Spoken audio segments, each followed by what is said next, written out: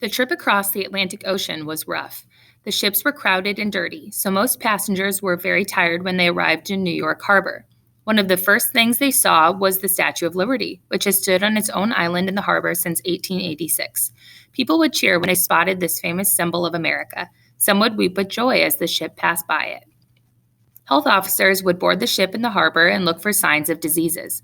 If the ship passed their inspection, doctors then would check the health of first and second class passengers on the ship.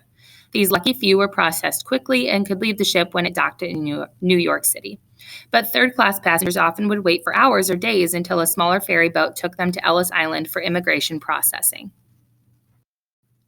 The immigration process began on the winding stairs that led to the registry room.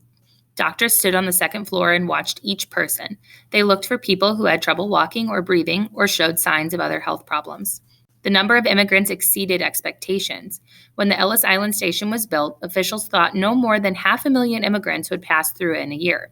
In 1907, more than 1 million arrived. The highest number for a single day was 11,747 people. The immigration process usually took just hours. The immigration process on Ellis Island usually took 3 to 5 hours. This wasn't because the medical and legal inspections were lengthy, but because there were probably 1,000 or more people in line ahead of you. The doctors at Ellis Island developed a system to identify immigrants who needed medical attention. The first test was a 6-second physical. A uniformed doctor looked for any signs of illness or contagious diseases. The doctor noted whether the immigrants limped or were short of breath, if their eyes were red, if they acted disturbed or seemed otherwise abnormal. If someone was considered a risk to the public health, his or her clothes were marked by a piece of chalk with an identifying letter. An X denoted insanity. A P denoted pulmonary or lung problems. Immigrants who were marked were taken out of the line and kept for further examination. Immigrants who passed the 6-second exam continued through the maze of metal rails toward the far end of the hall for the legal inspection. Each arriving steamship's crew gave officials at Ellis Island a list of names of the passengers on board. The manifest, as this list was called, had the name and a description of each passenger. One by one, the passengers were called forward to speak with a uniformed inspector seated on a tall stool behind a high desk. Interpreters helped the immigrants communicate. 29 questions were asked of every immigrant.